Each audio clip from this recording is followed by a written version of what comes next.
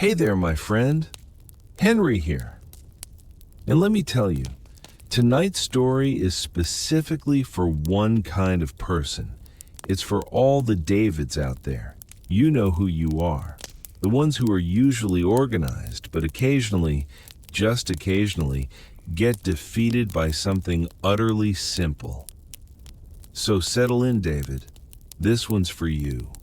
Wiggle your shoulders just once more. Let your head sink into the pillow.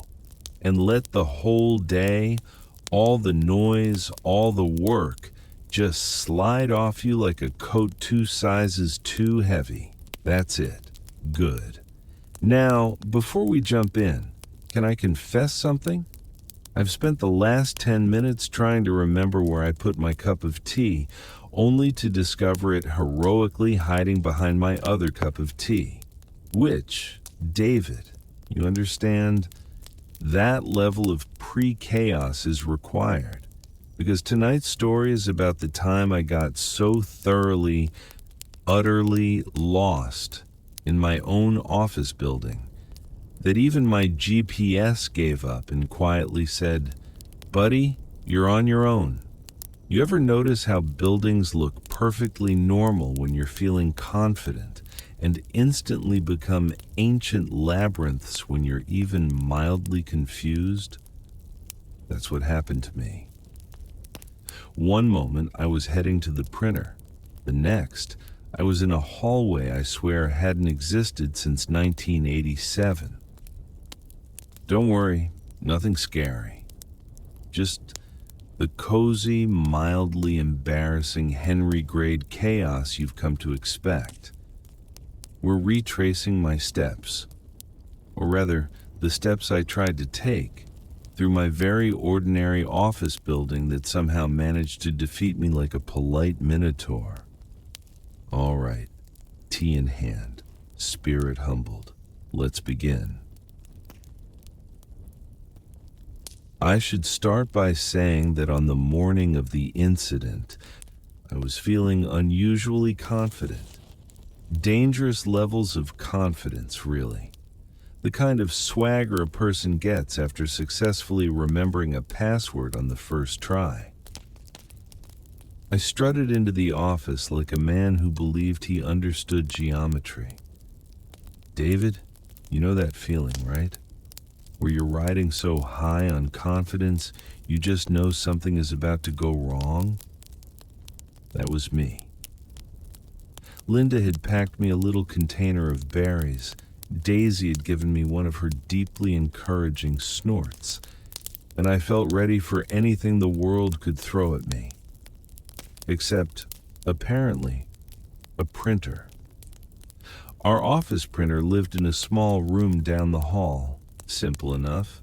I'd walked there hundreds of times. I could practically have found it blindfolded. Actually, that might have gone better. Anyway, I printed a document. I heard the cheerful little warming up noise. And then, because this is who I am, I took the exact wrong turn when stepping out of my office. I don't know how I managed it. My door only opens in one direction. But I stepped out, turned left instead of right, and instantly felt that gentle, creeping confusion of a man who recognizes none of the shoes outside the cubicles. I didn't panic. Not yet. I simply thought, Jim must have rearranged things again. Jim never rearranges anything. He still uses the same stapler from 1994. I walked a little farther. The hallway felt longer than usual, wider, less populated with the usual office sounds. Keyboard clacking, someone coughing politely, someone else asking if anyone has just one more pen. It was quiet. Too quiet for a Tuesday. This is fine, I told myself, which is always the first sign that something is absolutely not fine. I passed a plant I had never seen before. It was thriving. No brown leaves. That alone should have told me I was in foreign territory. Plants usually do not survive long in our office ecosystem, which is composed mainly of stale muffins and disappointing coffee.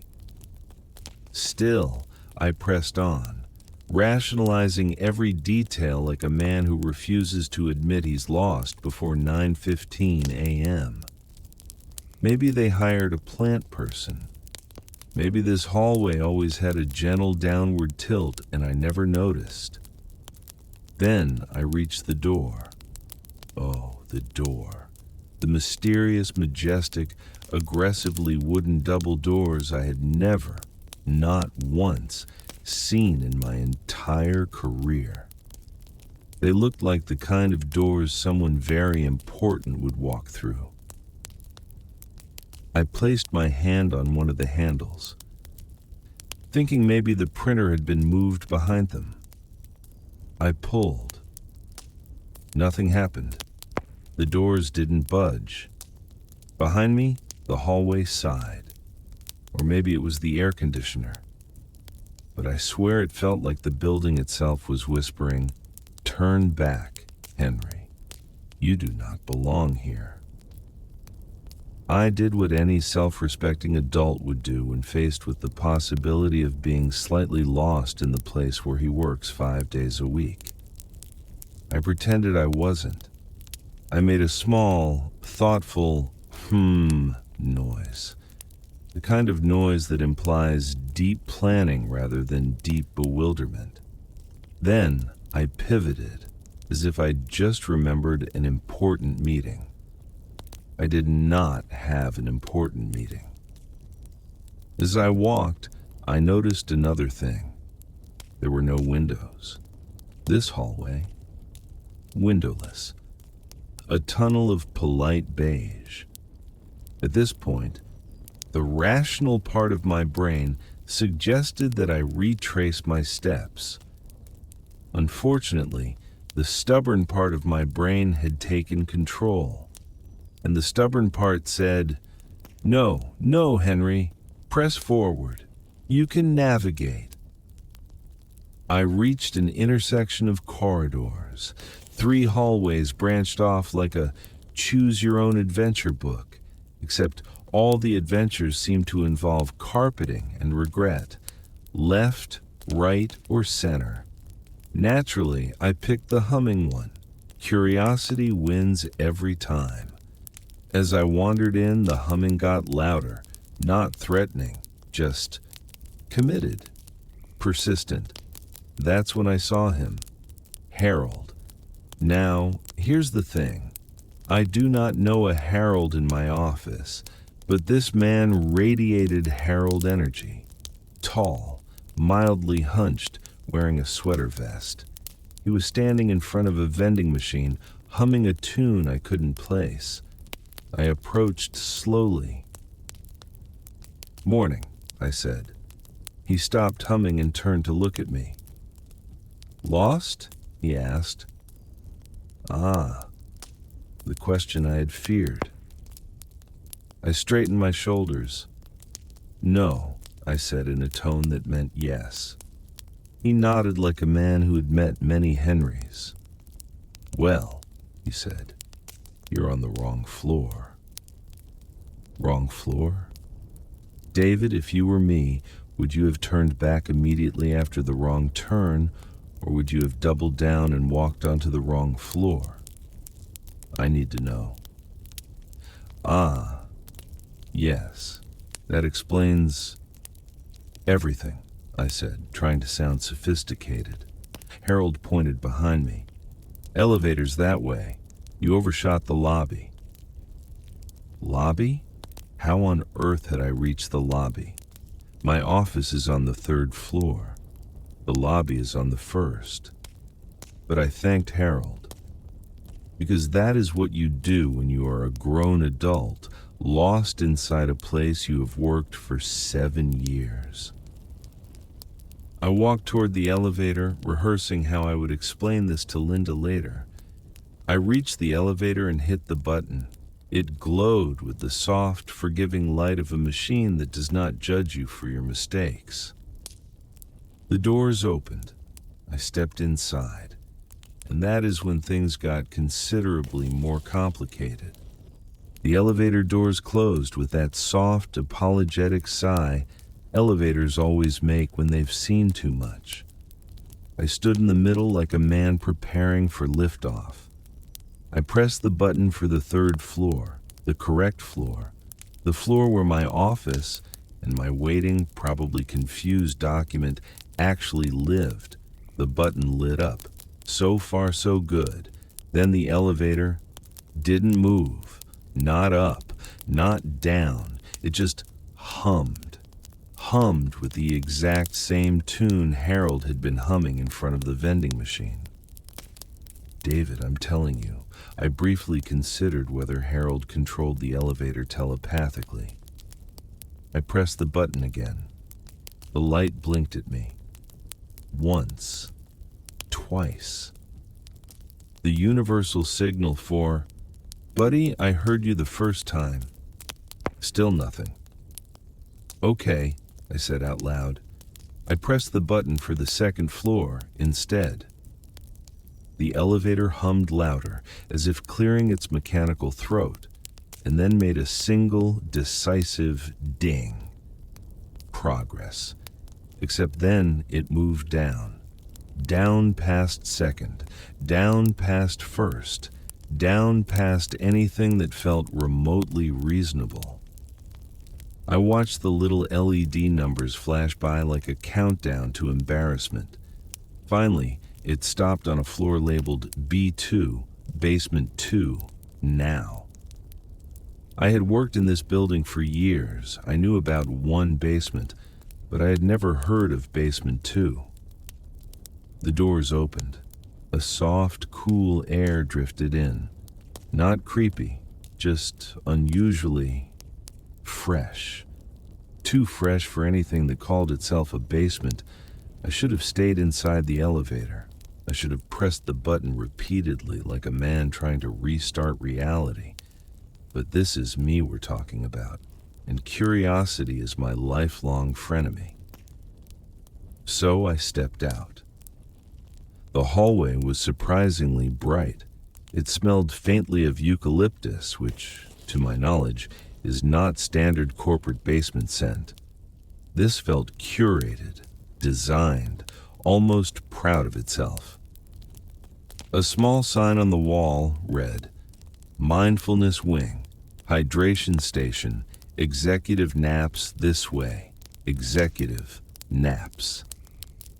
I stood there, blinking, trying to imagine any scenario in which our company would create an entire subterranean spa for executives to take naps, especially when our break room coffee maker wheezed like an asthmatic goat. At that moment, I heard footsteps, soft ones, approaching. A woman appeared, holding a clipboard and wearing an expression of serene authority. "Welcome," she said warmly. "Are you here for the resilience orientation?" "Absolutely not," I said with a smile. "I'm here because the elevator staged a small coup." She tilted her head. "Oh, you must be with the Tuesday group." I was not with any group, but the way she said it, with such purpose, made me nod. Because sometimes nodding is easier than explaining yourself. "Follow me," she said. "David, you're listening. If a serene woman in a secret basement tells you you're in the Tuesday group, do you resist, or do you follow her to the beanbags? You know the answer." I followed. Resisting felt futile. We walked down a hallway lined with framed motivational posters, but not your usual ones. These were oddly specific. "Drink water, seriously. You forgot again. Stress is just your brain asking for a hug." They were good. I kind of wish they existed upstairs. She led me into a room filled with beanbags, soft ones, ethical-looking ones. A small group of people sat in a circle. They all wore name tags with simple labels like Calm, Deep Breath, and Susan. The woman gestured for me to sit. "What's your name?" she asked quietly. I panicked. If I said Henry, they might hand me a name tag with centered. She wrote my name neatly anyway. The tag she handed me said, "Trying his best." Honestly, fair. The leader of the group, a relaxed man in linen pants, smiled. "Welcome, Henry. Today we're exploring spatial confidence." That sounded promising. I lacked spatial confidence. "Please close your eyes and picture a place where you feel completely oriented." I closed my eyes. My mind presented the kitchen junk drawer, the one place I knew by heart, pens, tape, twine, a mystery key, perfect.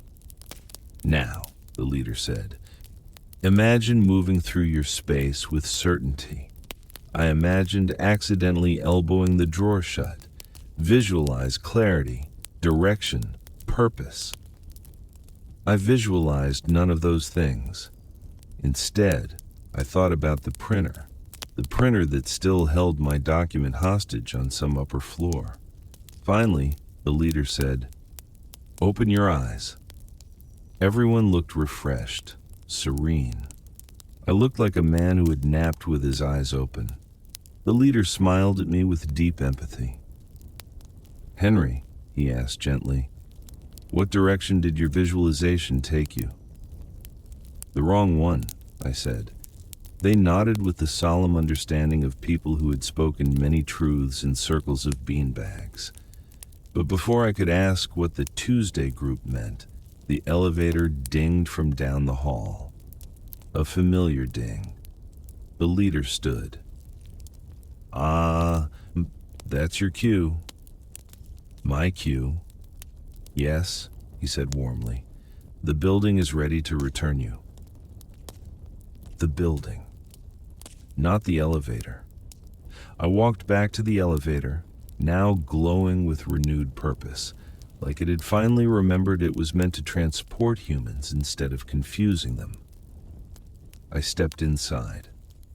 Pressed 3. The elevator moved, smoothly, confidently, even kindly. 3rd floor. Ding. The doors opened to the familiar carpet, the familiar windows, the familiar faint smell of home. I stepped out and exhaled the relieved sigh of a man who had just survived a spiritual wellness detour under an office building. But then I saw something that made me stop. Completely. The printer room, my original destination, was just ahead. Except there were 3 people standing in front of it, talking in hushed, concerned tones. One of them held my printed document.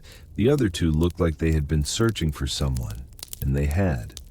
Because the moment they spotted me, they exclaimed, "There he is! We've been looking everywhere!"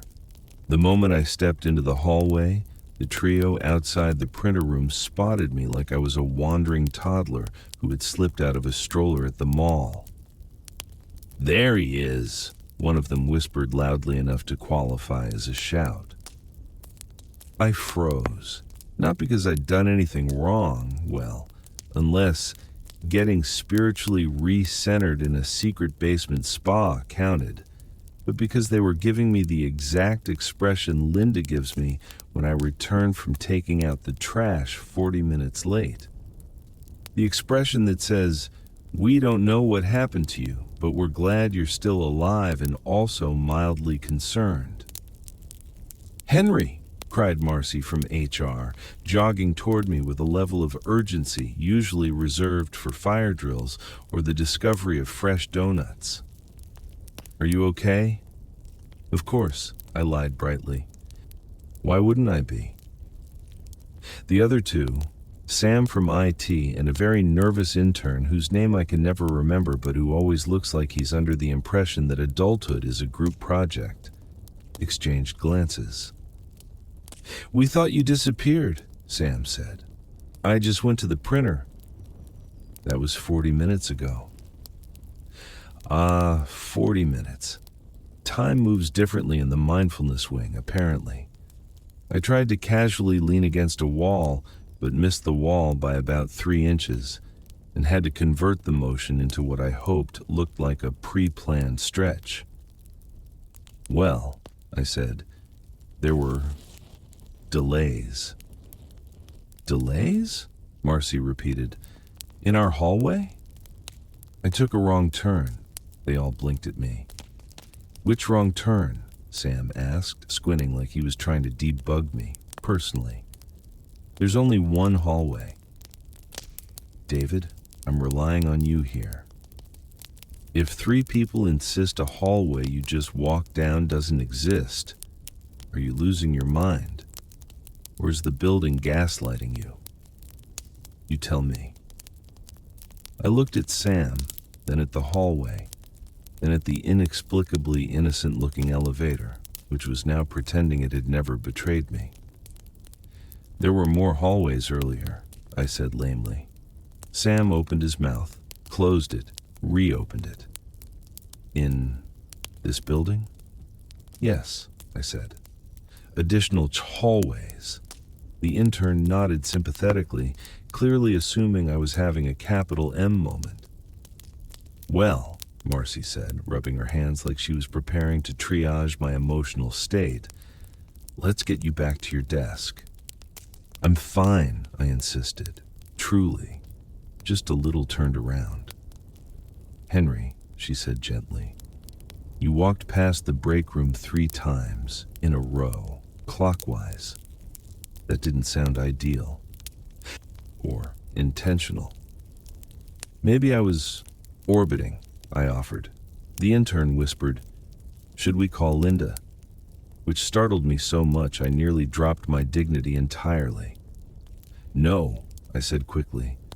"No need to alarm my wife. She already knows I'm, well, me." Sam handed me my printed document like he was returning a baby raccoon that had wandered into the office. "Here. We didn't want it to jam again, so we waited." "Very kind," I said. Then Marcy placed a hand on my shoulder with the sober gravity of someone assigning an emotional support buddy. "If you feel disoriented again, just let us know." "I will," I said. I would not. They drifted away, making sure I entered my office like they were escorting a lost hiker back to the trail. I sat at my desk, relieved to be home base again, where everything made sense. My chair, my keyboard.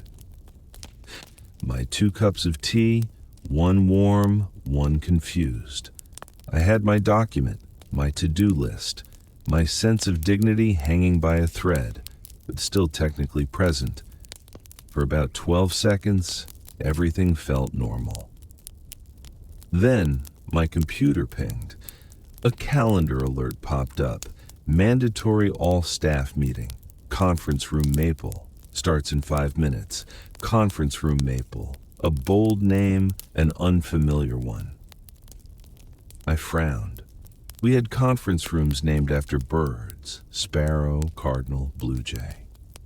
We did not have one named after trees, at least not the last time I checked, which admittedly was before discovering the building had a secret wellness basement. I leaned into the hallway. "Hey, Sam," I called. He popped his head out of the IT cave. "Yeah?" "Do we have a conference room called Maple?" He blinked. "Since this morning." "Since this morning?" I repeated. "Yeah, they renamed all the rooms. All the names changed. New system. Trees instead of birds." "Trees instead of birds," I echoed. "Yep," Sam said. "Sparrow is now birch. Blue jay is now cedar. Cardinal is now maple. Easy. Easy. Right. This was how it started last time, with innocent changes, new plants, new hallways, new portals into wellness circles of people who know how to breathe on purpose. I stood up and gathered my things. I would not get lost again. I would walk with confidence, purpose, direction. I would be a man who knew exactly where Maple was. I stepped into the hallway, turned left, confidently, immediately walked into a rolling whiteboard. It wasn't my fault. It had wheels and was camouflaged with office motivational slogans. A man passing by gave me a sympathetic nod. "Maple?" he asked. "Yes." Down the hall, past the weird new archway. Archway? I thanked him, even though I deeply didn't want the information. But I went. I followed the hall. And sure enough, the first thing I encountered was the archway. It hadn't been there before lunch, or breakfast, or at any point in the last 7 years. It was tasteful, wooden, and shaped like something you'd walk under in a wedding aisle, which did not fill me with confidence. A small sign hung above it, "Productivity Portal." Oh no, absolutely not. But then 3 co-workers walked through it casually, chatting about the weather. None of them vaporized or fell into an alternate dimension. So I stepped under it too. Instantly the hallway widened. Daylight seemed brighter. I could hear a faint sound, maybe a waterfall, maybe an air purifier flexing its talents. And at the end of the hall was a door labeled Maple in a pleasant forest green font. I exhaled. Success? I entered. Everyone was already seated. The meeting had that settling and energy of people preparing to be told new rules they would forget within 20 minutes. I slipped into a chair beside Linda. Wait. Linda? She smiled at me, tapping my knee. I convinced them to loop me in remotely, but the connection was terrible, so I came over instead. "You came here?" "Yes," she whispered. "You mentioned you had a printer errand earlier and then didn't text back for 40 minutes. I got concerned." "Oh," I said quietly. "You heard about that." She squeezed my hand. "Only a little. People talk." I sighed. I was not lost. She nodded. "Of course you weren't. I just took a scenic route." "A scenic route inside a windowless office building?" "Yes," I said confidently. She kissed my cheek. "I love you." Our manager began the meeting, which was about restructuring, renaming rooms, and welcoming new hires. But I barely heard any of it because Linda leaned toward me halfway through and whispered, "I walked through 2 hallways today that didn't used to exist." I snapped to attention. "And," she continued, "I found a break room I swear sprouted overnight. It has an espresso machine the size of our dog." "So it's not just me," I whispered urgently. "No," she said. "This building is evolving." Evolving. The word hit me like a rogue spreadsheet. But before I could ask what she meant, the manager closed the meeting with, "One last thing. You may notice some unmarked spaces popping up as we continue renovations. Please do not explore them until the maintenance team confirms accessibility." Explore them? Unmarked spaces? Linda and I exchanged a long, slow, shared marital telepathy look. As we filed out of Maple, Linda said softly, "We should probably go straight home." "Yes," I agreed. "Directly," she added. "Without detours," I said. We nodded. We meant it. We believed it. But then, just as we reached the lobby, I saw it. A brand new door, unlabeled, softly glowing around the edges. Linda followed my gaze. "Oh no," she murmured. "Oh yes," I whispered. Because I knew, absolutely knew, where this was going. And we had not reached the end of this building's shenanigans.